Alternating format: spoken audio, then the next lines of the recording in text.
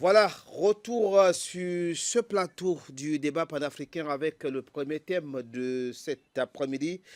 Nicolas Sarkozy, l'ancien chef de l'État français et l'affaire du financement libyen. L'homme politique français est-il rattrapé par son passé dans ce rapport avec le guide libyen et le continent africain tout court? Et la première question, je vous la pose, Simon D. Est-ce que vous avez suivi ce qui se passait en France? Est-ce que vous avez le sentiment, étant un Africain, étant panafricaniste, et après avoir suivi tout ce qui s'est passé par le passé, que avec ce verdict, Nicolas Sarkozy est tout simplement rattrapé par son passé? Monsieur Sidi, je suis même surpris que ce soit maintenant qu'une telle décision sorte. Est-ce que vous vous souvenez de ce qui s'est passé en Côte d'Ivoire en dehors de la Libye? Ça, ce n'est qu'un cas parmi tant d'autres. Parce que pour moi, ce monsieur devait être condamné à mort. Il n'y a aucune raison qu'un monsieur comme ça, qui a tué des millions d'Africains, soit encore là à être jugé. On lui donne 5 ans et on l'observe. Je dis c'est dommage. Ce n'est même pas possible. Aujourd'hui, l'Afrique est pillée. Les Africains sont assassinés à cause des actes que ce monsieur a posés. Imaginez un temps soit peu que la Libye était presque la frontière où c'était impossible de le traverser pour aller tomber en mer pour émigrer en Occident. Ce monsieur, avec l'acte qu'il a posé, vous imaginez le nombre de jeunes Africains qui sont morts dans les mers, dans une forme d'esclavage modernisé qu'on a implémenté en Libye aujourd'hui. Non, ça n'a même pas de sens. Je dis, ce monsieur ne mérite même pas d'être vivant. Ce n'est Non, pas je possible. vous en prie. Non, j'assume ce que je dis. Mais pas péter quand même sur ce plateau, Je parce dis, qu'on va pas... j'assume Oui. ce que je dis, j'assume. Je ne dis pas Afrique Média, je dis moi j'assume. Pour la simple raison que quand je le dis, combien d'Africains meurent, combien de Français meurent quand je le dis. Or, eux, ils prennent des armes, ils détruisent des milliers d'Africains. Quand on parle, on trouve que quand on parle, les gens meurent. Est-ce que c'est possible? Soyons réalistes. C'est ça qui fait en sorte que l'Afrique soit toujours prise pour des moutons, parce que les gens s'organisent à implémenter le terrorisme partout dans les pays africains. Le Boko Haram, tout ça partout, ce sont les Occidentaux. Et c'est parti, à partir de ce monsieur Sarkozy, que tout ça s'est mis en place. Et vous ne voulez pas qu'on en parle, parce qu'on trouve que Sarkozy... Qui est Sarkozy? Pour que vous me dites que, pas sur ce plateau de télévision, je suis en Afrique et je parle à mon nom, pas au nom d'Afrique Média. Et je suis responsable de ce que je dis. Il dit ce monsieur devait être... On devait le juger. S'il y avait un tribunal réel dans les pays africains, c'est les Africains qui devaient le juger et le condamner à mort. Parce que ce n'est pas normal que des milliers d'Africains, qu'on ait pillé le sous-sol africain. L'argent de Kadhafi qui était dans les comptes bancaires, qu'est devenu cet argent? Que sont ceux qui l'ont détourné? Vous pouvez me dire si ce n'est pas eux. C'est dans leur milieu qu'on a tout détourné. On a détruit la Libye pendant des années au nom d'une soi-disant démocratie. Est-ce qu'il y a donc de la démocratie en Libye? Pour aller tuer Kadhafi, est-ce qu'on a posé la question aux Libyens? Ils ont pris la décision sur eux d'aller faire ce qu'ils veulent dans les pays africains parce que c'est leur champ de manioc. Et vous voulez qu'on n'en parle pas? Je suis désolé. Ce monsieur, pour moi, c'est un... Non, On ne vous a pas empêché d'en parler. La preuve, nous sommes en train de parler de ce sujet sur ce plateau. Oui, Simon. quand vous parlez de ce sujet, quand je dis qu'il devait être condamné à mort, vous dites que ce n'est pas sur ce plateau. Les gens qui sont morts, ils sont morts parce qu'ils étaient gentils. On les a pris, on leur a donné le bonbon, on les a caressés, et ils sont morts parce qu'on était gentils envers eux. Non, il faut arrêter de faire l'hypocrisie. Pour moi, ça ne marche pas. Ces gens, ces Français qui ont assassiné Kadhafi et qui ont créé des problèmes à Gbagbo, pendant qu'il était au pouvoir, ils doivent payer. Il doit payer. Les 5 ans, c'est rien du tout. Et que les gens sachent que le karma existe. Quand vous posez un acte négatif, même la justice divine est plus importante que la justice terrestre. Même ce qu'on lui dit là, c'est rien du tout. Il n'a encore rien vu. Il n'a encore rien vu. Ce monsieur va payer très très cher l'acte qu'il a posé. Je sors par là. Merci beaucoup. Alors, c'est votre avis. Docteur Douma Jean-René Fils, vous suivez cette actualité depuis très longtemps. Quelle est un peu votre réaction après le verdict du tribunal correctionnel de Paris? Alors, je suis comme le doyen outré chaque fois qu'on doit évoquer ce personnage dont j'évite le nom. Parce que, et chaque fois, des gens comme ça disent agir au nom de la France.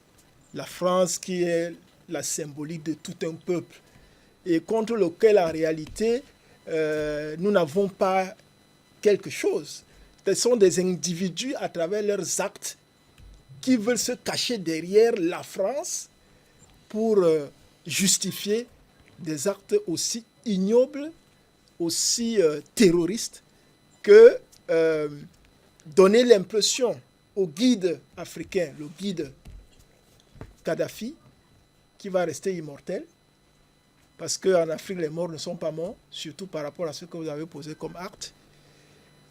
Après lui avoir donné l'impression qu'il est un ami du guide Kadhafi, après l'avoir invité en grosse pompe à Paris, avec un encadrement extraordinaire, un protocole exceptionnel, quelque temps après, il va l'assassiner. Il va le bombarder. Et la Libye, qui était l'exemple en termes de gouvernance au monde, je ne parle pas seulement de l'Afrique, la Libye de Kadhafi, qui était l'exemple en termes de gouvernance politique, parce que la vraie gouvernance politique se reflète dans la qualité des conditions de vie des citoyens. Tout à fait. Et Kadhafi était l'exemple qu'il faut chercher à copier à tout prix. Et c'est lui que M. Sarkozy et ses ascendants ont vu bon d'assassiner.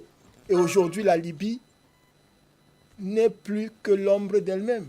La Libye n'existe pratiquement plus, vous le savez. D'où, n'est-ce pas, se laisser aller des armes des Africains qui cherchent quelque part le paradis qui n'existe pas. Pourtant, c'est l'Afrique qui est le paradis. Et qui meurt, qu'on tue, qu'on assassine sous plusieurs formes en des milliers et des milliers. C'est extrêmement énervant. Et dire que c'est énervant, ça ne suffit même pas. C'est que les mots manquent pour pouvoir qualifier ça. Des gens qui n'ont pas de cœur, des gens qui ne sont pas des humains, parce qu'agir comme ça ne peut pas être un être humain. Et si vous avez suivi son intervention après cette soi-disant condamnation, vous allez vous rendre compte que ça ne lui dit rien. Ça ne lui dit rien. Et s'il en avait encore la possibilité, il ferait pire que ça. Mais on ne peut pas se taire, M. Sidi. Nous ne pouvons pas nous taire. Est-ce que quand nous nous parlons, ça tue quelqu'un? Mais il y en a qui bombardent, qui assassinent à travers des soi-disant vaccins, à travers 1001 possibilités. Non. Et quand on a ce type de verdict, quand même, en France, on parlait de 5 ans. Bon, nous sommes avec un spécialiste du droit, un grand avocat international. Si on tient compte de la France, on tient compte de ce que ce monsieur a été président français et qu'on lui a quand même donné les 5 ans là, ça veut dire qu'on aurait dû le condamner à vie. On aurait dû le condamner à vie. S'il avait été un citoyen, on va dire normal, lambda, et tout ça, avec tout ce qu'il a fait et tout, vous voyez la persistance avec laquelle il y a eu des rebondissements dans son procès jusqu'à ce qu'on arrive à ce semblant de verdict. C'est une honte.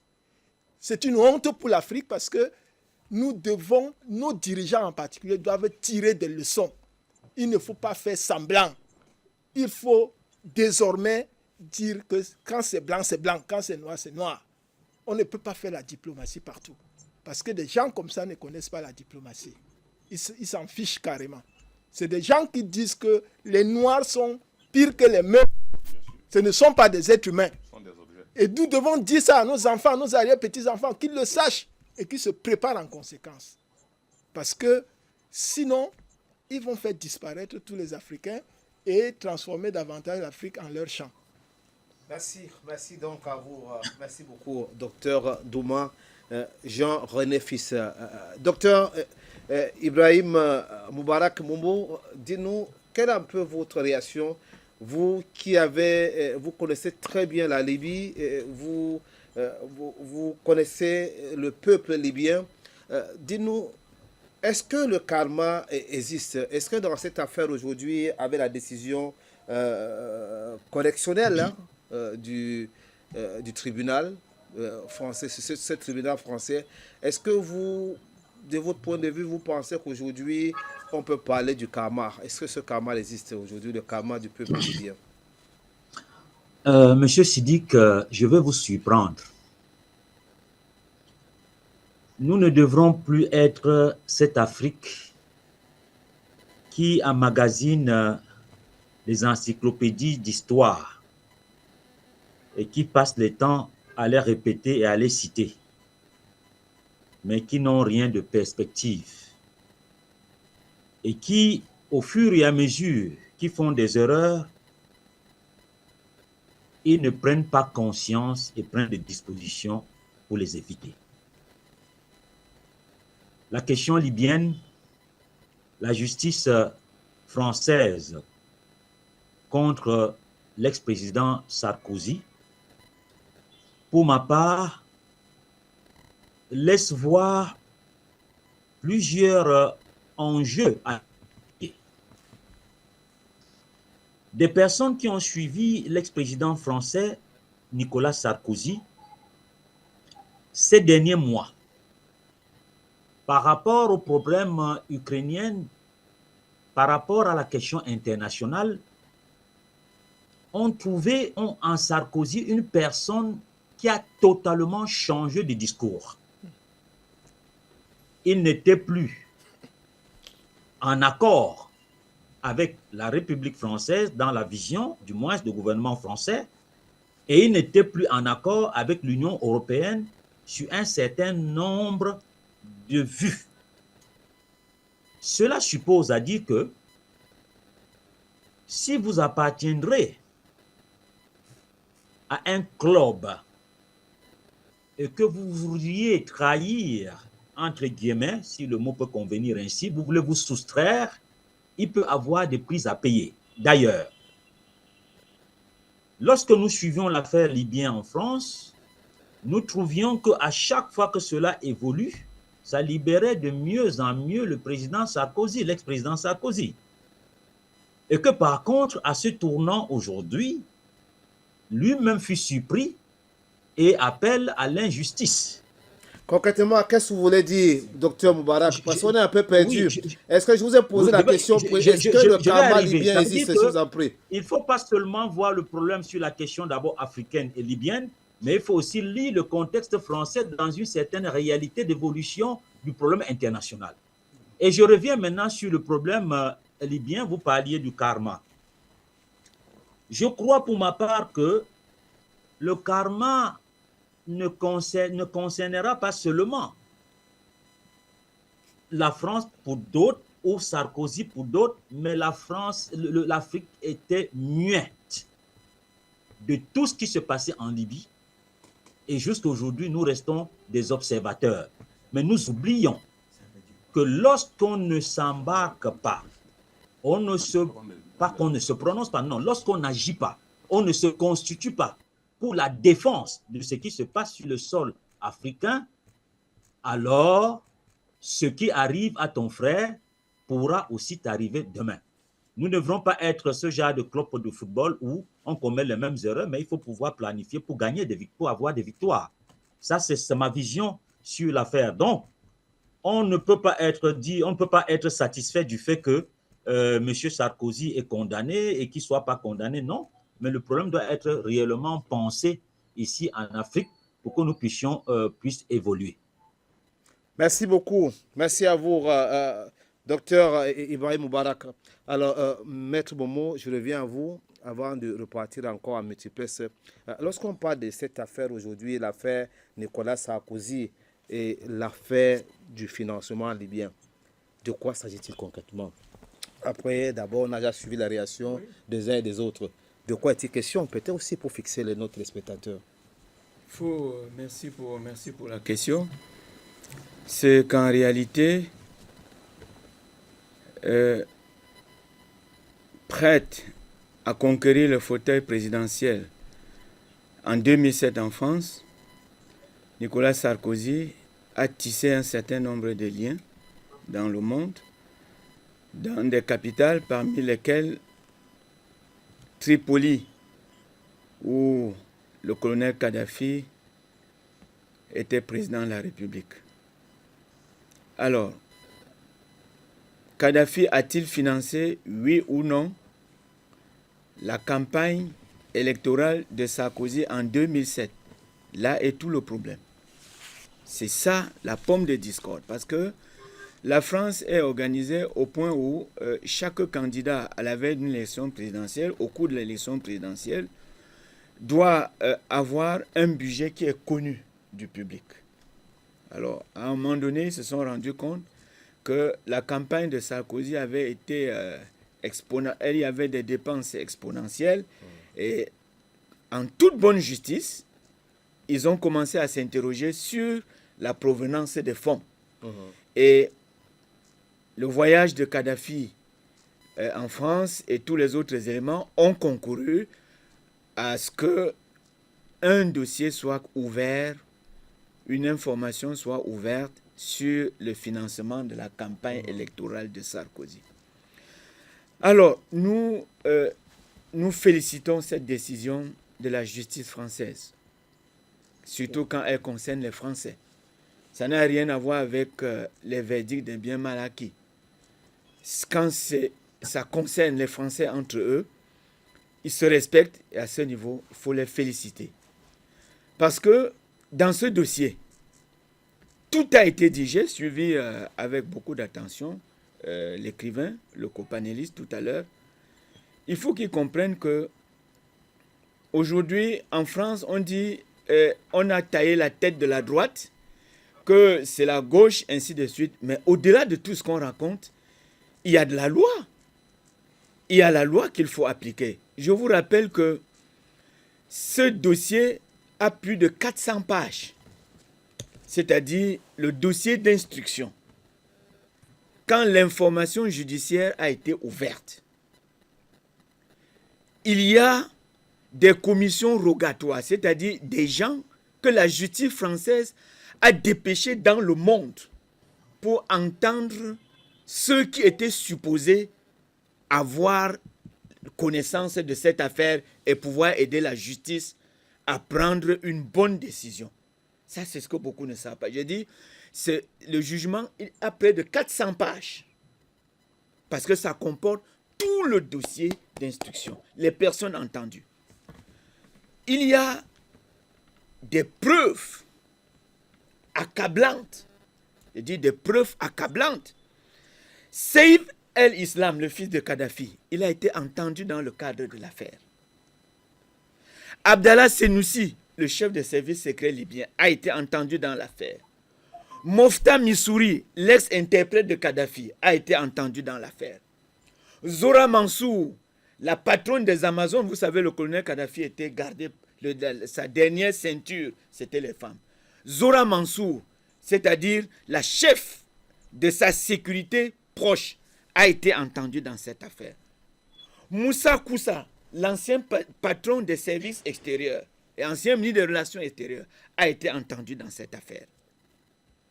Il y a des témoins qui sont... Aujourd'hui, vous avez la décision. Dans cette affaire, il y a des témoins clés qui ont été assassinés. Il y a Choukri Ghanem, le ministre du pétrole, qui a été retrouvé mort, jeté dans un fleuve à Vienne, en Autriche, dans le cadre de cette affaire.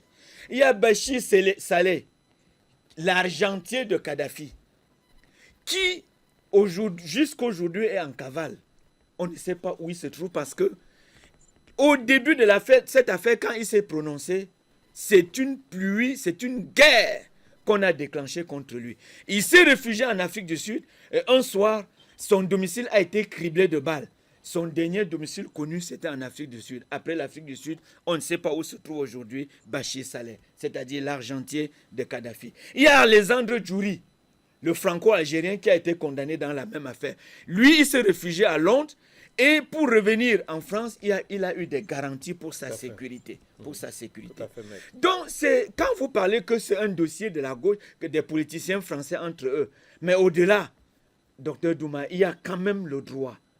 Il y a un certain nombre. Et quand nous avons vu Nicolas Sarkozy, le boucher de Tripoli, aujourd'hui nous avons la confirmation de ce jugement que Nicolas Sarkozy de Borsa, c'est véritablement le boucher de Tripoli. L'homme qui s'est mis au devant pour éliminer le colonel Muammar Kadhafi. En 2011, le 10 mars, il reçoit une soi-disant opposition menée par un certain Mustafa Jalil, qu'aujourd'hui il est porté disparu dans la scène politique libyenne. On ne le connaît plus, c'est-à-dire des politiciens, une opposition fabriquée qui est reçu en grande trompe à l'Élysée. Et le 17 mars, l'ONU vote la résolution 1973 du Conseil de sécurité, vote cette résolution qui demande d'intervenir immédiatement en Libye avec un no-fly zone, c'est-à-dire qu'on s'interdit les survols aériens.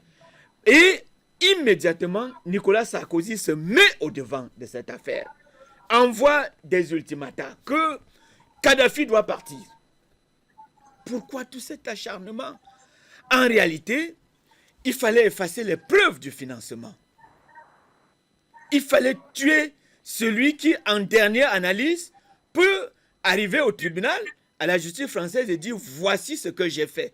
Donc, la résolution 1973 et dont la France est à l'origine du dépôt du texte originel au Conseil de sécurité, prévoit, entre autres, je dis bien entre autres, le gel des avoirs libyens, les personnalités libyennes, Muammar Kadhafi et toute sa famille.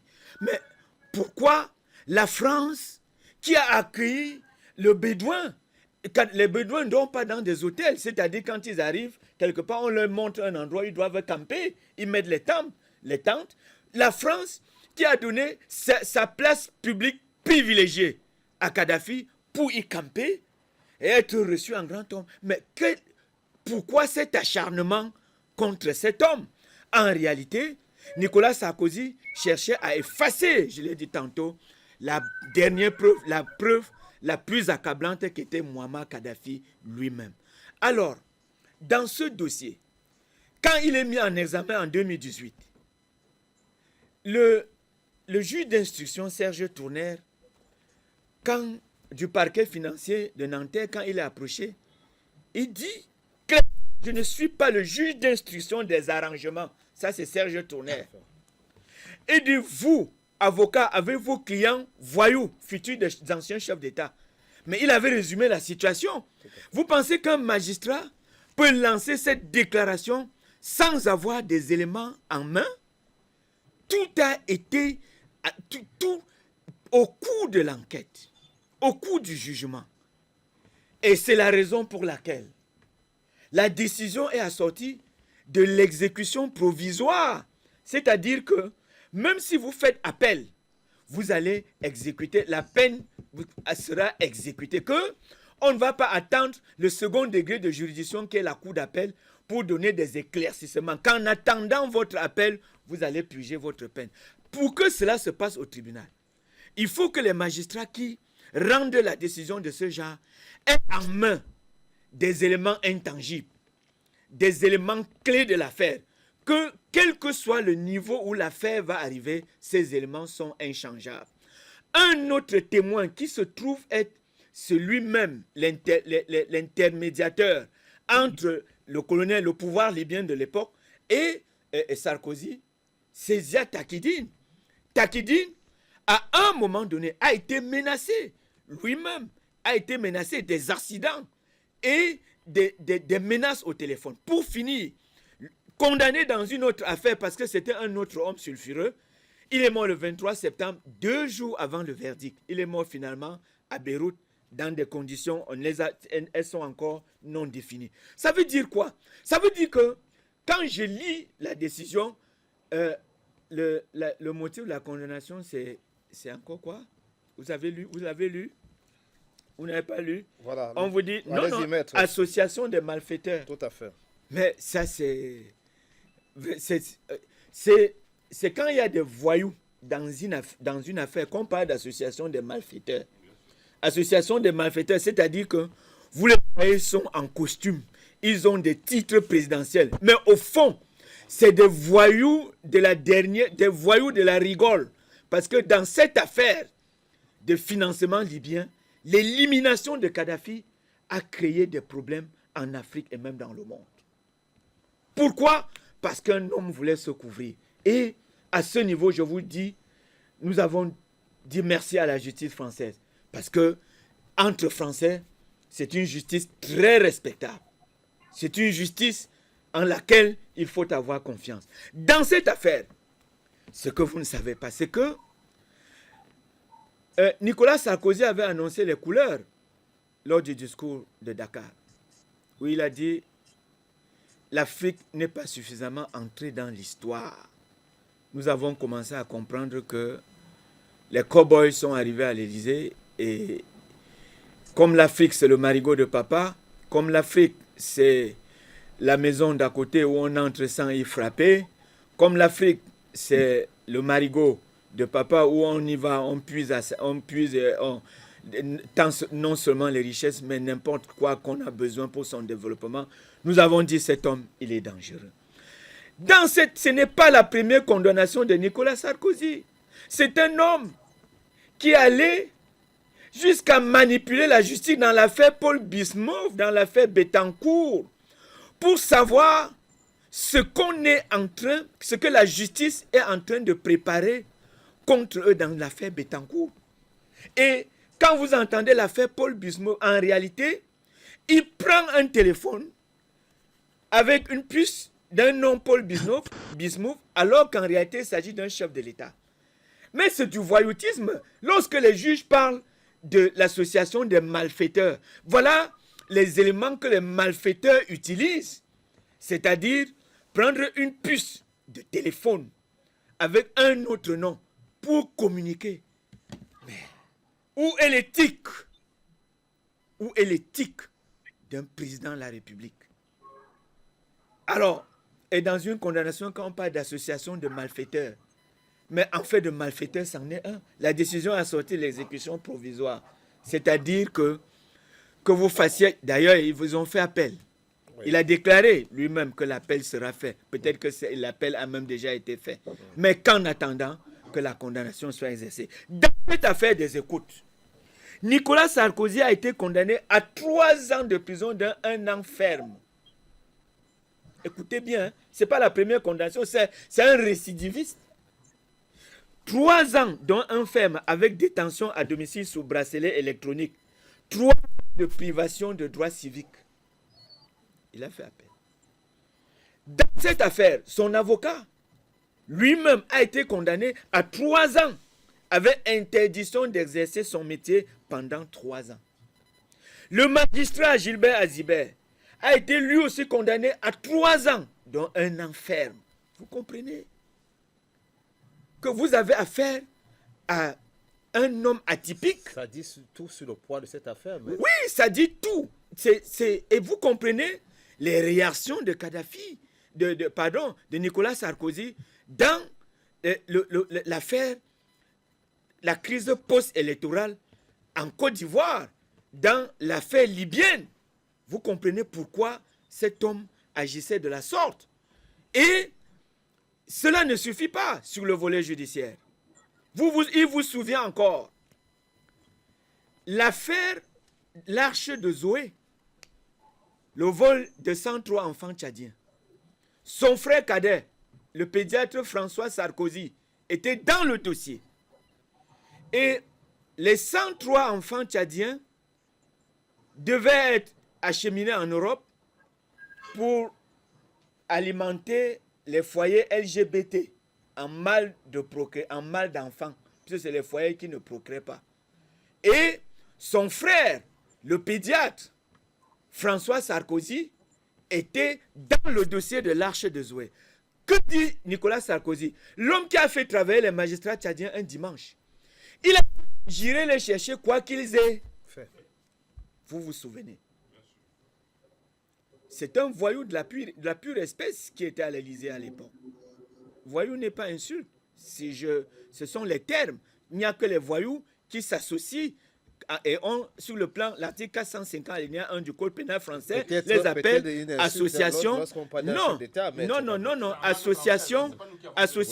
Écoute, c'est Serge Tournaire, je prête les mots au juge d'instruction qui avait en charge l'affaire. Il dit, vous, avec vos clients voyous. C'est pas moi qui le dis. C'est en français, maître. Mais c'est en français. C'est pas moi qui le dis. Je n'ai pas une propension à des injures. Vous me connaissez sur les plateaux d'Afrique Média.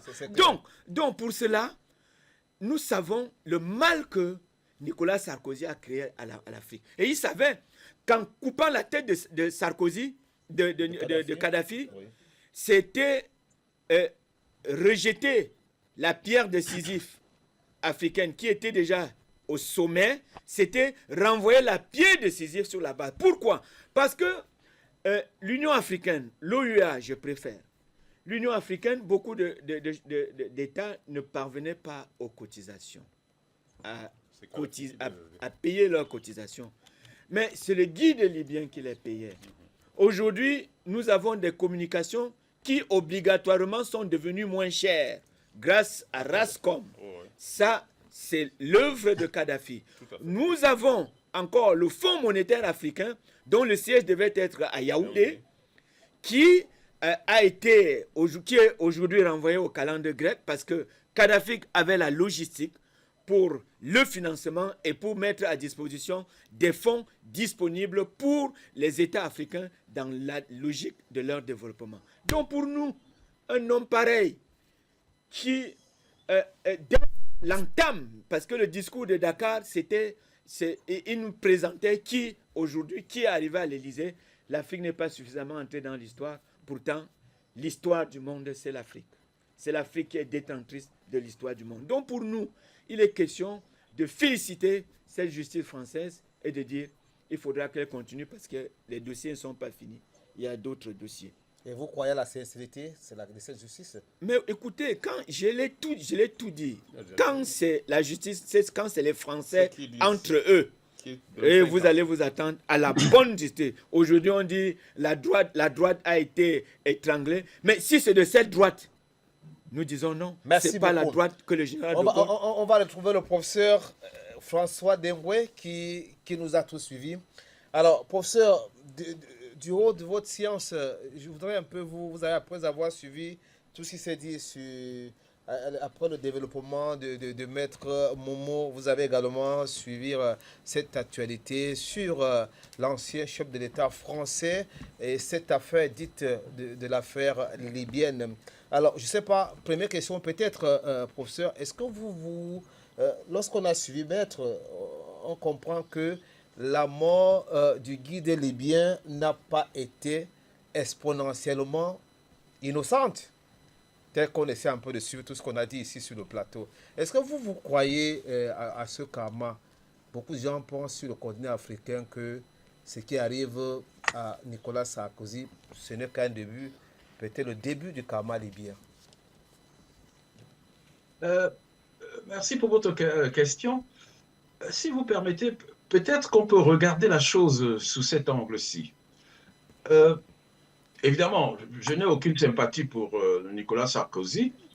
C'est un personnage médiocre qui a fait beaucoup de mal à l'Afrique. Mais essayons de relever la focale. C'est-à-dire, essayons de voir les choses, si vous voulez, avec un plus grand angle. Sarkozy, et je parlais tout à l'heure du modèle français que les pays soi-disant francophones d'Afrique ont hérité. Vous n'aurez jamais une histoire de cette nature en Angleterre. En matière de mœurs politiques, vous n'aurez jamais une histoire de la nature de Sarkozy au Royaume-Uni, et encore moins en Suisse. Ça veut dire déjà beaucoup que, en réalité, quand on parle de corruption en Afrique, si vous, je ne sais pas quel âge vous avez, vous voyez vos grands-pères, ils ne savaient pas ce que c'était que la corruption. La corruption est un produit de la colonisation, en tout cas dans les parties françaises, et je peux le démontrer scientifiquement, est un produit inoculé par la colonisation française et qui a trouvé ses serviteurs pour la prolonger. Parce que c'est un mode opératoire de la colonisation française. Et Sarkozy en paye un peu le prix. Mais ce n'est pas Sarkozy, ça remonte à De Gaulle.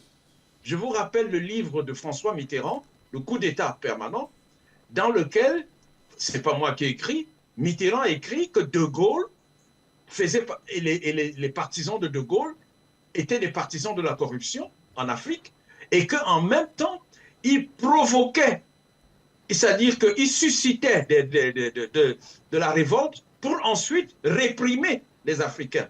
Donc, c'est un mode opératoire français, des mœurs politiques françaises pourries, qui perdurent malheureusement sur le continent africain. Deuxièmement, Je vous ai dit parler tout à l'heure de... Je n'ai aucun respect pour l'ONU. Et l'affaire Sarkozy, et n'oubliez pas, on parle de Sarkozy, on doit parler aussi de Juppé. Juppé qui était le ministre des Affaires étrangères de l'époque, bien qu'il ne soit pas dans cette affaire, mais moi, je vous ai dit, je vois cela en gros. Je ne focalise plus sur les hommes, j'analyse les systèmes, parce que il ne suffit pas de renverser le tyran, il faut renverser la tyrannie. C'est-à-dire qu'il ne faut pas concentrer sur un homme, il faut voir le système, comment il fonctionne, parce que si vous fonctionnez dans ce système, quelle que soit la qualité personnelle que vous avez, vous pouvez vous pouvez succomber. Donc le système politique français, le système des mœurs politiques françaises permet cela, à la différence du système des mœurs politiques, j'ai cité deux exemples, le Royaume-Uni et la Suisse. L'ONU dans ceci, parce que l'ONU est coupable dans cette histoire. L'ONU s'est laissé manipuler par quelqu'un qu'on découvre aujourd'hui qu'il est, d'après les mots de ceux qui m'ont précédé, un criminel, un assassin, et qui a causé beaucoup de mal. On devrait faire le procès de l'ONU. Comment l'ONU a accepté, sous des prétextes fallacieux, qu'il y ait cette opération criminelle en Libye. Et moi, je n'ai jamais compris pourquoi les pays africains sont membres de l'ONU. Dès le premier jour, ils n'auraient jamais adhéré à l'ONU. L'ONU a sa responsabilité dans cela. Troisièmement, et je crois que c'est mon frère le docteur Ibrahim Moubarak qui a parlé, mais très rapidement, n'oubliez pas qu'il y a eu de l'esclavage après cette histoire. C'est-à-dire qu'on vendait les Noirs à l'encan après cette opération. Et on a passé ça par perte-profit. Qui sont ceux qui vendaient les Noirs ou peut-être qui continuent de vendre les Noirs? C'était impossible du temps de Kadhafi. Au contraire, Kadhafi avait embrassé la thèse africaine et c'est d'ailleurs pour ça que beaucoup de dirigeants arabes étaient contre Kadhafi et ils ont même souhaité la mort de Kadhafi parce que Kadhafi avait pris une dimension africaine et se sentait purement africain. À cet égard, je peux vous raconter une petite anecdote. Kadhafi, vous savez qu'en voulant détacher le Maghreb de l'Afrique, les Européens ont créé ce qu'on appelle, et Sarkozy a été l'auteur de cela, ils ont créé l'Union méditerranéenne arabe, je ne sais plus comment ça s'appelle, l'Union pour la Méditerranée. Voilà, ils ont créé l'Union pour la Méditerranée, et c'est une œuvre de Sarkozy d'ailleurs. Tous les pays du Maghreb ont adhéré, c'est-à-dire qu'il y avait l'Union européenne qui venait donc découper le Maghreb, et puis la rattacher sous le prétexte de la Méditerranée pour une union. Donc affaiblir l'Union africaine. Ils sont allés voir Kadhafi, et qu'est-ce que Kadhafi a répondu? Mais moi je suis africain, moi je ne suis pas européen, ou monsieur, pourquoi voulez-vous que la Libye adhère à l'Union pour la Méditerranée, alors que l'Union pour la Méditerranée, derrière l'Union pour la Méditerranée, il y a l'Union européenne? Si vous voulez que j'adhère, moi, je vais adhérer avec l'Union africaine en même temps. Donc, vous comprenez le souci africain de Kadhafi. Et comme ils ont refusé, la Libye de Kadhafi n'a jamais adhéré à l'Union pour la Méditerranée, alors que le Maroc, l'Algérie et tous ces pays font partie de cela. C'est pour vous donner une idée de comment les Africains noirs étaient traités sous Kadhafi et la différence qu'il y a eu après, qui a abouti jusqu'à l'esclavage. Et quand cette opération de l'esclavage est aboutie, l'Union africaine, malheureusement, a réagi après, parce qu'il y a eu un reportage, je crois, sur CNN ou la BBC, et c'est seulement à ce moment que l'Union africaine réagit, et quand l'Union africaine réagit, je me reconnais, j'étais dans le bureau de celle qui était la commissaire aux affaires sociales, une femme soudanaise. Je lui demande, mais où sont les rapports? Vous avez été chargé de faire un rapport sur l'esclavage en Libye. Donnez-nous le rapport. Jusqu'à aujourd'hui, on n'a jamais eu de rapport. Donc, ça, c'est le deuxième niveau. Et troisièmement, l'histoire longue de l'Afrique et de la France, de la partie française. Ce qui se passe en réalité, c'est que nous sommes en train de voir un chef d'État français qui est en train d'utiliser l'ONU pour aller tuer son créancier. Parce que l'argent, on ne fait pas cadeau de l'argent. Même si on dit que c'est un cadeau, vous êtes des débiteurs. Et il est évident qu'il est un débiteur. de Kadhafi, même si, comme l'a rappelé à juste titre Maître Momo, la cause de la condamnation, c'est l'association de malfaiteurs. Et on a fait comme on a évacué l'histoire des 50 millions de dollars. Et il a aussi très bien, à juste titre, parlé de la mort suspecte de Ziad Sakidi 1 ou 2 jours avant cette prononciation. Mais vous êtes donc dans la situation du créancier qui utilise l'outil onusien pour aller tuer son prédécesseur. Et ça ne vous rappelle rien en tant que Camerounais? Ça ne vous rappelle rien? Qu'est-ce que Charles de Gaulle a fait au Cameroun? Je vous rappelle que Charles de Gaulle a été, si vous vous rappelez l'opération de Dakar, le 23, 24 et 25 septembre 1940, pardon, Charles de Gaulle a été battu au large de Dakar dans une bataille qu'il a opposée à des Français. Et Charles de Gaulle ne pouvait plus rentrer en Angleterre. C'est le Cameroun qui a accueilli Charles de Gaulle. Le premier pays qui accueille Charles de Gaulle après l'Angleterre, c'est le Cameroun, où il atterrit, où il arrive au port de Douala le 8 octobre 1940. Et donc, c'est les Camerounais qui ont fait de Gaulle, ce que vous ne savez pas. C'est les Camerounais. De Gaulle arrive humilié par ses propres frères, et De Gaulle arrive, il n'a pas d'argent. Qui donne de l'argent à De Gaulle au premier? Ce sont les Bamileke qui ont donné de l'argent à De Gaulle. Et les livres existent. De Gaulle, les Bamileke sont en particulier, il y avait les discours de Gaulle où il dit « Oh, merci le peuple camerounais, merci ceci ». J'ai découvert ces histoires dans les archives, à la librairie, à la British Library, parce qu'on n'en parle pas. En particulier les Bas-Fonds, ils ont donné de l'argent. Les premiers qui ont financé le départ, le renouveau de la résistance française, c'est au Cameroun. Mais après, qu'est-ce que De Gaulle a fait au Cameroun? Qu'est-ce que De Gaulle a fait? N'a-t-il pas commis un génocide contre ses créanciers? J'ai vu récemment des soi-disant historiens qui remettaient leur rapport. Pourquoi cet épisode crucial, capital n'apparaît pas? Pourquoi ne dit-on pas que c'est les Camerounais?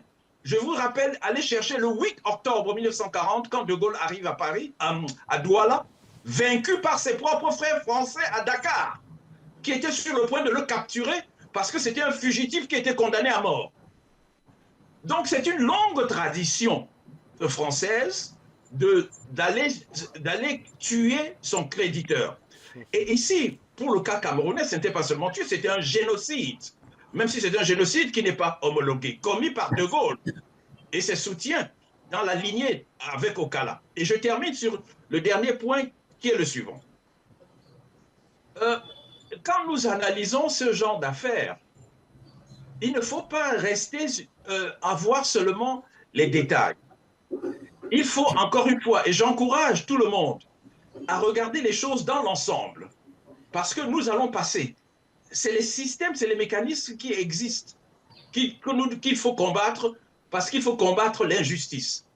Et s'il faut combattre l'injustice, il faut s'armer et être capable d'affronter les événements sans peur. Et affronter les événements sans peur, ça veut dire qu'on est outillé pour comprendre la direction que prennent les événements. Qu'est-ce qu'on peut attendre d'un truc comme celui-ci? Vous vous rappelez que Jacques Chirac lui-même, le président Jacques Chirac, il a déclaré, peu de temps après avoir perdu le pouvoir, naturellement, parce qu'il ne pouvait pas dire cela avant, que la majorité de l'argent des Français vient des Africains. Lui-même, c'était un toucheur, c'est-à-dire qu'il recevait de l'argent. On se rappelle que lors de l'un de ses voyages au Congo-Brazzaville, Jacques Chirac a prolongé son séjour à Brazzaville parce que Pascal Lissouba ne lui avait pas donné suffisamment d'argent. Il attendait encore plus d'argent. Donc, ce qu'on fait ce procès à Sarkozy, c'est une longue histoire de financement de la vie politique française par les chefs d'État africains. Malheureusement, ces chefs d'État africains n'écrivent pas des livres, ne viennent pas dire ce qu'il y a, ne viennent pas dire ce qu'ils ont fait. Vous avez vu récemment que même Laurent Gbagbo, qu'on croyait clair, a dit qu'il aurait donné 2 millions de dollars à Jacques Chirac.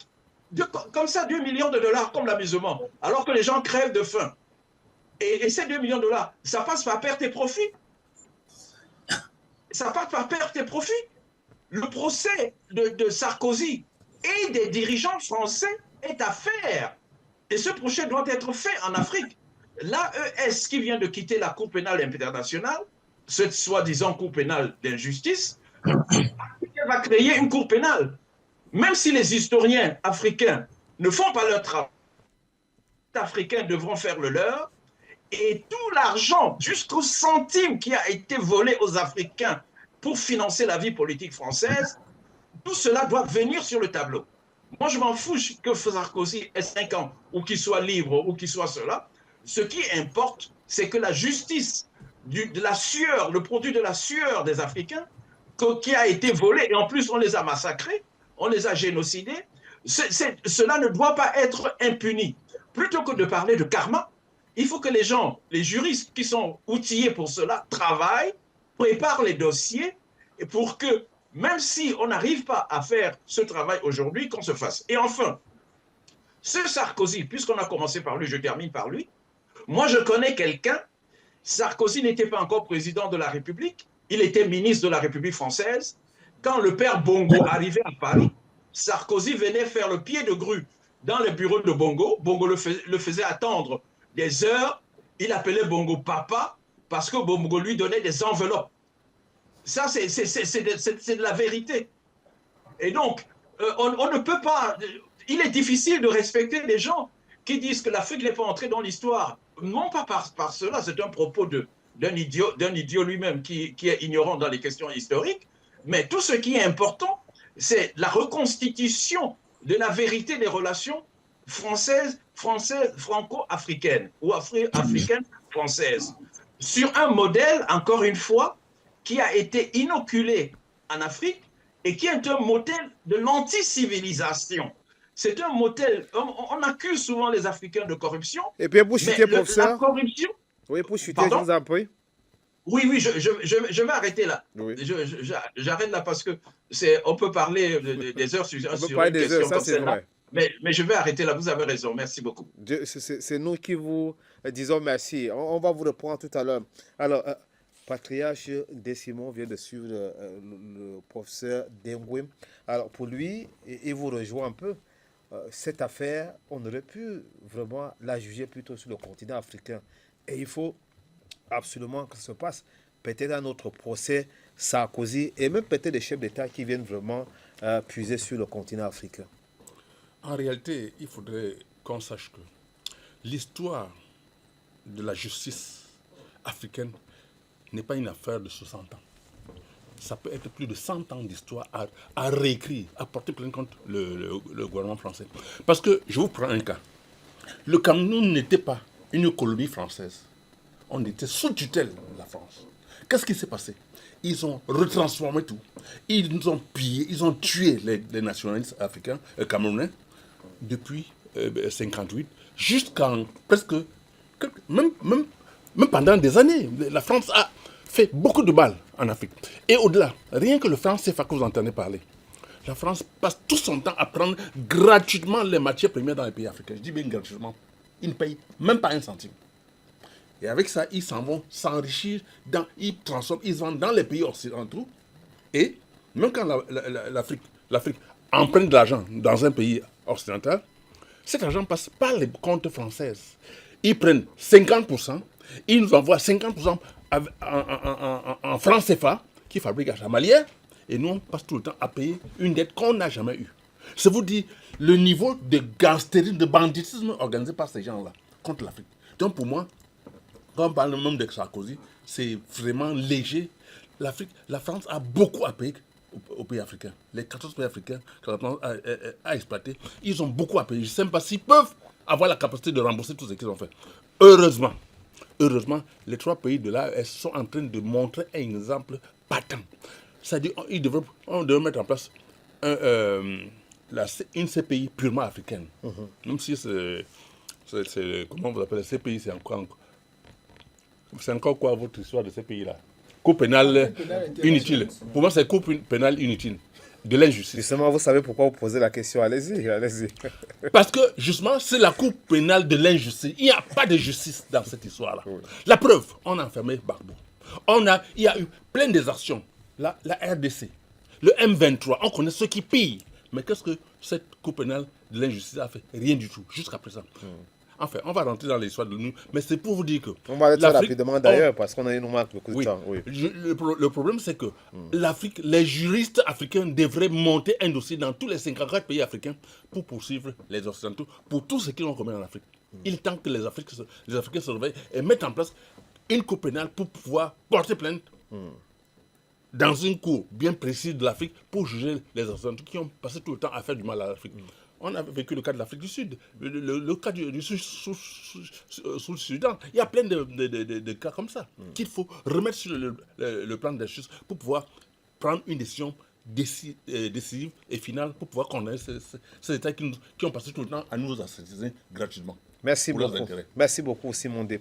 Alors, docteur Douma, il y a quand même certaines personnes qui pensent, peut-être à tort ou à raison, que cette décision du tribunal correctionnel de Paris, ça peut être aussi, on aurait pu incriminer l'ancien chef d'État français avec d'autres motifs. On a fait quand même le temps de dépouiller un peu pour dire juste association de malfaiteurs. Même comme Maître Momo nous a fait nous a dit tout ce qu'il y a comme profondeur, tout ce qu'on peut comprendre par association des malfaiteurs. Alors, certains disent, ça c'est la question que je vais vous poser, que cette décision vise beaucoup plus pour essayer un peu d'éponger l'image de la France sur le continent africain. Peut-être pour contenter les Africains, pour dire mais non, on essaie un peu de faire. Est-ce que vous y croyez concrètement? Est-ce que vous pensez qu'il y a des choses qu'on aurait pu faire? Est-ce que c'est une décision, vous êtes d'accord avec ceux qui pensent qu'on aurait pu aller peut-être plus loin? Alors, sur le plan du droit, purement du droit, oui. Comme je l'ai dit à l'entame de mon propos tout à l'heure, nous avons un spécialiste de ces questions sur le plateau. Oui. Et quand il a pris la parole, vraiment, il nous a illuminés. Et je pense que la formulation galante, n'est-ce pas, du motif de la condamnation. Association des malfaiteurs. Association des malfaiteurs. Pour vous, ça dit tout. Oui, ça dit tout parce qu'il a pris la parole. Parce qu'il a pris la parole pour décortiquer tout ce qu'il y a eu avant d'arriver à cette petite phrase-là. Et donc, là où j'ai émis des réserves, c'est la condamnation en elle-même, 5 ans. J'ai estimé que c'est peu par rapport à tout ce qu'il a fait. C'est très peu. Maintenant, peut-être que ça a été aussi, on va dire quoi? En fait, que le contexte politique français a joué un peu en la faveur de cette décision. Puisque le docteur tout à l'heure évoquait le fait que M. Sarkozy aurait changé. Bon, mais nous savons que le chien ne change jamais sa manière de s'asseoir. Surtout un politicien comme M. Sarkozy, il ne peut jamais changer. Il dit une chose et fait son contraire. Tout le mensonge pour lui, le déni et tout ça, c'est un jeu. Donc, il ne peut pas changer. Mais nous pensons que le contexte politique français a favorisé également la prise de cette décision que, comme je l'ai dit, que je trouve assez légère. Et si c'est pour donner l'impression à l'Afrique qu'il y a un nouvel amour qui est en train de naître, n'est-ce pas, de la France pour l'Afrique, ça ne va jamais passer. Ça ne va jamais passer. L'Afrique attend la France comme d'autres États dans des actes bien précis, dans des actions bien précises. Nous voulons, n'est-ce pas, travailler d'égal à égal en termes d'État. Nous voulons négocier librement, tout en mettant en avant, pour nous Africains, les intérêts des Africains d'abord, et pas les intérêts des colons, des néocolons qui sont représentés par des endocolons en Afrique. C'est terminé. C'est là que nous attendons la France, comme nous attendons d'autres pays également. Parce qu'il n'y aura pas une puissance qui va venir remplacer une autre par d'autres manières de faire. Ce n'est que comme ça que ça va marcher. Et nous avons aujourd'hui un exemple, ce que nous appelons l'embryon de la grande unité africaine. Parce que l'Union africaine, c'est la fille de l'autre machin. Et on va arriver là-dessus tout de Tout à suite. fait. Donc, c'est la Il fille faut de qu'on l'autre aille un marché. peu rapidement. Donc, maintenant, Oui. nous avons une embryon de la grande unité africaine avec la confédération de l'AES que tous les autres Africains qui ne veulent plus se cacher, les pays africains qui veulent jouer au chaud et au froid, qu'ils adhèrent à l'AES et que l'AES progressivement prenne de l'ampleur, n'est-ce pas, tout en maintenant cette philosophie politique qui est basée sur la souveraineté, la liberté et évidemment l'autonomie des peuples africains pour pouvoir continuer de travailler et de jouir de toutes les richesses dont regorge le sous-sol africain. Merci. Ce n'est que comme ça que ça va changer. Merci beaucoup à vous, docteur Douma. Alors, docteur Moubarak, vous, quel un peu, peut-être pour sortir de ce sujet, quel un peu le message que vous voyez, qu'est-ce qu'un peu votre perception de ce qui peut se dégager de ce verdict utile aujourd'hui pour le continent africain et bien sûr aussi pour le monde entier?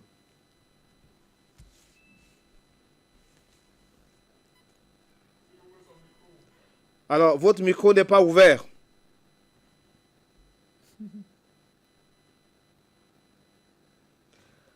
Alors, on a un souci à votre micro.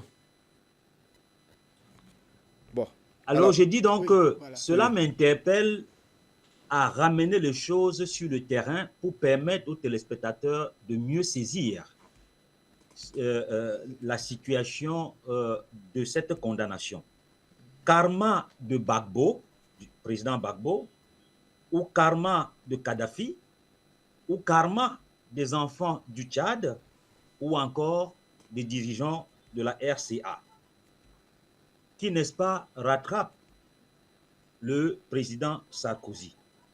Ou karma encore dans les affaires du gaz libyen, dont lui, le président Sarkozy, avait eu à entreprendre à travers le Qatar, je ne voulais pas citer certains pays pour ne pas rentrer à frustrer leur image dans la scène diplomatique, certains pays du Golfe, sur l'avenir de l'Afrique, dont le guide de la Jamaïria libyenne, Mohamed Kadhafi, avait donc voulu relancer, je parle de l'exploitation de son sous-sol dans le gaz, pour mettre ses richesses dans la construction, la consolidation de l'Afrique, ou bien la guerre contre la pauvreté en Afrique. Je prends la parole ici pour dire que je suis l'un des Africains qui était consultant et travaillait avec un bureau libyen par le guide lui-même pour mettre sur pied l'organisation des chefs traditionnels africains pour que cela impacte au niveau de l'Union africaine, pour qu'on ressente l'Afrique dans sa réalité, dans la rédaction, n'est-ce pas, des chartes de l'Union africaine ou encore des États-Unis d'Afrique, comme cela était dit. Non, ce travail, nous l'avons fait sur l'étendue du territoire africain et des pays que je ne veux pas citer, où nous avons tenu de multiples réunions. Et je reviens donc en 2003 et en 2006. 2003, après l'assassinat de Saddam Hussein, là je parle en spécialiste du monde arabe islamique pour revenir sur le cas prévalent libyen, nous allons nous retrouver donc en Libye pour plusieurs sommets. Et je préfère parler de celui de 2006 où nous parlons de questions de paix en Afrique, où j'ai eu à développer des sujets qui existent sur des supports pour parler, pour dire que l'avenir, la question de paix en Afrique ne tenait que sur des béquilles et que le régime, c'est un régime qui porte l'affaire de l'Union africaine allait subir et même ceux qui les suivaient. On ne m'a pas compris, ce support existe et il y avait certains grandes personnalités, que je préfère taire le nom, de l'Afrique qui prenaient part, n'est-ce pas, à cette réunion. Mais quand je revenais ici pour dire que la question de l'assassinat de Kadhafi, pour lequel Sarkozy aujourd'hui est condamné, et là je suis le professeur... C'est plutôt pour l'affaire du financement. Oui, l'affaire du financement, pour oui. Suivre ce que vient de dire, il y a beaucoup de complices. Il y a ceux qui sont complices par le fait d'avoir fermé carrément leur bouche sans rien dire, et cela concerne l'Afrique, excepté, je dis bien excepté, l'Afrique du Sud, le Cameroun pour les deux pays que je connais, quelle a été leur position sur l'assassinat du Kadhafi et le problème de guerre en Kadhafi. Il y a eu des déclarations de ces chefs d'État qui ont été assez dures. Et je me rappelle que le président camerounais a intervenu, étant en Chine, et même à son retour au Cameroun, il a eu à faire encore dur, à tenir, n'est-ce pas, donner son point de vue, et il était radical là-dessus, sur la condamnation de ce crime fait contre Kadhafi et contre l'Afrique. Donc, l'OTAN, l'ONU et les pays du Golfe sont des complices pour l'assassinat de l'Afrique, quand je parle de l'assassinat de Kadhafi, parce que la facture a été payée, supportée par les pays du Golfe. Quand on revient là-dessus, quand je parlais de dire qu'on ne peut pas seulement emmagasiner nos maisons avec des livres d'histoire, mais il faut que tout ceci puisse nous servir de leçon. Qu'avec les autres, aujourd'hui, l'Afrique doit comprendre une seule chose. Nous ne devrons plus faire les mêmes erreurs qu'hier et nous devrons nous tenir les mains. Et là, je cite le président Idriss Déby de regretter mémoire, qui parlant de l'affaire libyenne et de l'assassinat de Kadhafi, il dit, lorsque les Libyens s'entretuaient, il dit le véritable problème, c'est que c'est la question de services après-vente. Ils ont bien fait ce qu'il y avait lieu de faire, mais la question des services après-vente n'a pas suivi, effectivement, parce que c'était un marché de dupes où il y avait plusieurs complices. Mais il faut donc suivre cette histoire au clair et de dire que ce n'était pas le propos, et ça, je le dis, et ça me concerne, ce n'était pas le propos que devaient tenir, n'est-ce pas, les leaders africains, mais il fallait que les leaders de l'Afrique se portent comme un seul homme au moment où l'OTAN et que les décisions se prenaient aux Nations Unies dans le but de pouvoir triompher et rentrer, n'est-ce pas, sur le sol libyen et détruire le projet de l'Union africaine pour lequel aujourd'hui nous pleurons. Il ne faudrait donc plus à jamais que nous revenions à faire les mêmes erreurs. Lorsqu'il y a un problème africain qui concerne un pays voisin ou un pays d'Afrique, il faut que les Africains se tiennent les mains pour, n'est-ce pas, intervenir, pour agir, interagir, pour que le problème africain reste d'abord en Afrique. Donc, c'est ce que nous devrons retenir sur la question libyenne, parce qu'il nous faudra encore du temps pour nous remettre sur le pied. Merci donc à vous, docteur Moubarak. Maître Momo, un mot, deux, trois, pour qu'on parte rapidement de ce sujet. Votre conclusion, hein, après avoir suivi le docteur Moubarak. Oui, vous savez, je pense que nous sommes des Africains. La première chose, c'est de prendre cette condamnation comme un fait. C'est un fait. Maintenant, il faut entrer dans l'analyse en éteignant les conséquences de la mort de Kadhafi. Et il y a une autre conséquence sur le plan de la politique extérieure de la France. C'est que Kadhafi a exacerbé, Nicolas Sarkozy a exacerbé par ses actes le fameux sentiment anti-français. Parce que tous les Africains aujourd'hui sont d'accord que la mort de Kadhafi a créé des problèmes d'esclavage des Noirs. Nous avons vu un nouvel esclavage des temps modernes du 21e siècle, où les Africains qui cherchent à rallier l'Occident par la mer Méditerranée sont arrêtés et sont troqués, sont vendus comme des objets. Alors, sous Kadhafi, c'était impensable. Les armes, une autre conséquence africaine, c'est que après la chute et la mort de Kadhafi, il y a l'arsenal militaire de l'armement, toute la logistique de l'armement libyen s'est retrouvée entre des mains incontrôlées. Et le refuge, nous avons eu le grand désordre dans les pays sahéliens, le Niger, le Mali, et cela continue. Et même jusqu'à Boko Haram, parce qu'à un moment donné, le Boko Haram, au départ, a muté pour devenir une force qui, aujourd'hui, continue de faire réfléchir les États, dont l'État du Cameroun.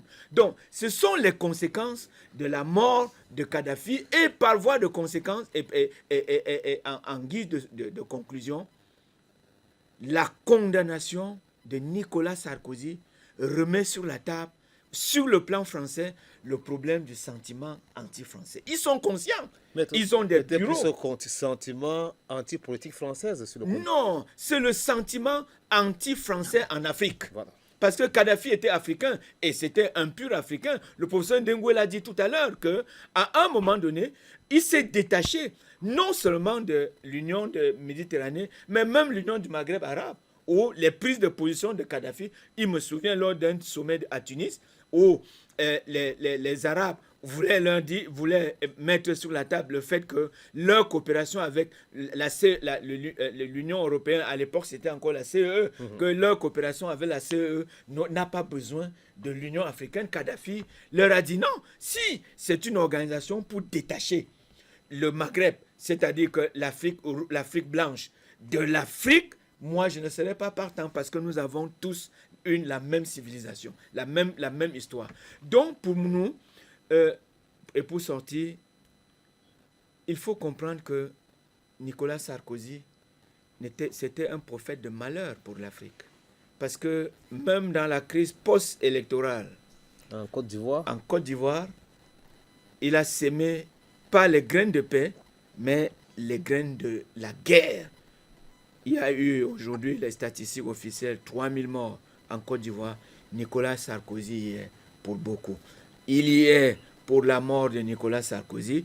Il fallait éliminer un témoin gênant et je voulais profiter pour dire que sur le plan judiciaire, comme il a fait appel, il espère que le processus d'éliminer les témoins va peut-être exonérer ou diminuer sa peine en appel. Une chose est sûre, c'est que déjà condamné, c'est un point de plus pour l'Afrique sur est-ce que la c'est mort de possible, Nicolas Patricia Sarkozy. voudrait intervenir. Je voudrais qu'on propose aussi la réaction de Nicolas Sarkozy avant même de partir sur ce plateau par rapport à ce thème. Allez-y. Ouais. Oui, je voudrais dire une chose. Oui. Est-ce que vous savez pourquoi maintenant qu'on condamne Sarkozy? C'est parce qu'on se rend compte. L'AES est en train de prendre des décisions qui peuvent envahir toute l'Afrique. Alors il faut prendre des mesures pour calmer un peu, pour faire semblant de faire plaisir aux Africains. Leurs histoires qu'ils posent là, pourquoi ils ne l'ont pas fait depuis? Ils avaient tous les éléments, mais ils ne l'ont pas fait. Mais quand ils se rendent compte que l'Afrique est en train de vouloir s'unir dans la vraie unité africaine, il faut essayer de calmer les Africains pour leur dire non, on est en train de... C'est une manière de calmer les Africains, mais pour moi, c'est des histoires. Les Africains doivent s'organiser pour mettre un thème au contrat avec la France. C'est de l'escroquerie, de l'esbrouf. Il faut qu'on mette un thème aux relations avec la France. On n'a aucun intérêt. Voilà ce que je veux Très dire. bien. Alors, si vous êtes d'accord, je propose que nous prenions la réaction même du concerné, l'ancien chef de l'État français, après le verdict du tribunal correctionnel de Paris. Mesdames et messieurs, ce qui s'est passé aujourd'hui dans cette salle du tribunal correctionnel de Paris est d'une gravité extrême pour l'état de droit, pour la confiance qu'on peut avoir pour la justice. Plus de 10 ans d'enquête, des millions d'euros dépensés pour trouver un financement libyen dont le tribunal correctionnel vient de dire qu'il n'a pas pu, et pour cause, être prouvé dans ma campagne. Le tribunal était plus loin en déclarant solennellement que le document Mediapart, qui était à l'origine de cette procédure, était, je cite, un faux. J'ai été renvoyé devant ce tribunal pour 4 délits. Sur 3, j'ai été relaxé. Pas de financement trouvé, pas de corruption. Je suis donc condamné pour avoir prétendument laissé faire 2 de mes collaborateurs qui auraient eu l'idée d'un financement illégal de ma campagne. Depuis toutes ces années, j'ai assumé toutes mes responsabilités. Je n'ai naturellement refusé aucune audience. J'ai été mis en garde à vue. J'ai été interrogé, ausculté, examiné, de telle façon que la présidente du tribunal a dit: il n'y a aucun enrichissement personnel à vos projets. Pas de financement illégal de ma campagne, pas d'enrichissement personnel. Et la conclusion qu'en tire le tribunal, c'est que je dois passer 5 années en prison, et alors même qu'on connaît mon adresse, qu'on peut me reconnaître dans la rue, que j'ai assumé toutes mes responsabilités, le tribunal prononce l'exécution provisoire pour me voir dormir en prison le plus tôt possible. Je demande aux Français qu'ils aient voté ou non pour moi, qu'ils me soutiennent ou non, d'apprécier ce qui vient de se passer. La haine n'a donc décidément aucune limite. J'assumerai mes responsabilités, je déférerai aux convocations de la justice, et s'ils veulent absolument que je dorme en prison, je dormirai en prison. Mais la tête haute, je suis innocent. Cette injustice est un scandale. Je ne m'accuserai pas de quelque chose que je n'ai pas fait. Naturellement, je ferai appel. Sans doute devrais-je comparaître les menottes aux mains devant la cour d'appel. Ceux qui me haïssent à ce point pensent m'humilier. Ce qu'ils ont humilié aujourd'hui, c'est la France. C'est l'image de la France. Et si quelqu'un a trahi les Français, ce n'est pas moi. C'est cette injustice invraisemblable auquel vous venez d'assister. Je n'ai aucun esprit de revanche, je n'ai aucune haine, mais que chacun comprenne bien et l'entende. Je me battrai jusqu'à mon dernier souffle pour prouver ma complète innocence. Je vous remercie. Monsieur le Président. Voilà, il fallait à tout prix qu'on donne aussi la parole à Nicolas Sarkozy pour qu'on essaie un peu de comprendre comment il a réagi après donc cette condamnation. On est obligé, maître, je vous donne la parole et on va sortir avec le professeur Dengwe très rapidement pour partir de ce sujet, maître. Non, écoutez, quand vous suivez ce genre de discours, ça c'est pour la presse. Oui. Ça c'est pour la presse, c'est dehors, c'est en dehors du prétoire. La vérité, c'est à l'intérieur du prétoire. Il ne peut pas répéter tout ce qu'il a. Il n'a pas parlé des témoins clés de l'affaire, c'est-à-dire des témoignages qui ont scellé la décision de condamnation. Oui, la décision de condamnation. Ce qu'il raconte là, ça, c'est des déclarations de politique à la presse. Ça n'a rien à voir avec le dossier. Et il a toujours dit, parce que dans sa défense, il a toujours dit que quand il a reçu Moustapha Jalil, le chef de file de l'opposition libyen, le 10 mars 2011 à Paris, c'est ça qui a fâché le guide libyen et il a commencé à dire qu'il lui avait donné de l'argent pour sa campagne électorale. C'était sa ligne de plaidoirie. Mais maintenant, le guide, un chef de l'État, ne vit pas seul. Un chef de l'État ne puise pas l'argent dans la caisse pour donner à un individu. On a entendu ceux qui ont touché. Ils ont dit comment ça s'est passé. Et il n'a pas été condamné seul. Il a été condamné avec Brice Hortefeux et Guéant, le chef de cabinet, et tous les autres, c'est-à-dire des gens qui posaient les actes pour son compte. Je pense que les juges ont même été assez adamantines à un moment donné, parce que si des gens qui doivent poser d'actes pour toi reçoivent ce qui vient de l'extérieur, c'est destiné à qui? Et c'était la campagne de qui? Donc, à ce niveau, je pense que nous, on sort. Ce qui est sûr, c'est que nous sommes des Africains et nous disons, la justice française entre Français a rendu cette décision. Ce sont les implications qui sont en Afrique. Lui, il se plaint de la condamnation, mais Kadhafi, il est au sol. Kadhafi est dans l'outre-tombe. Voilà. Kadhafi se trouve où aujourd'hui? Il pleurniche la condamnation alors que Kadhafi a été assassiné. Ils ont violé toutes les résolutions. Je pense que l'autre sujet sur l'ONU, on va aller rapidement de la graine à moudre. Merci beaucoup. Professeur Dengwe, quel est un peu votre message vraiment sur cette affaire? Qu'est-ce qu'on peut vraiment retenir d'utile pour le continent africain. On a suivi les propositions du docteur Moubarak tout à l'heure. Là, on a également suivi les propositions des panélistes ici. Pour vous, qu'est-ce qu'on peut retenir d'utile vraiment pour le continent africain et la suite de son histoire? Les propos de mon frère Momo là sont très importants et il a dit quelque chose d'utile, c'est de dire que ça, c'est les déclarations, c'est à l'emporte-presse pour la presse. Parce qu'effectivement, à l'intérieur du tribunal, il fera attention de parler comme ça parce que ça lui coûterait très très cher. Donc, il a parlé. Et deuxièmement, je voudrais féliciter Afrique Média parce que vous venez de faire preuve de pédagogie, peut-être sans le savoir.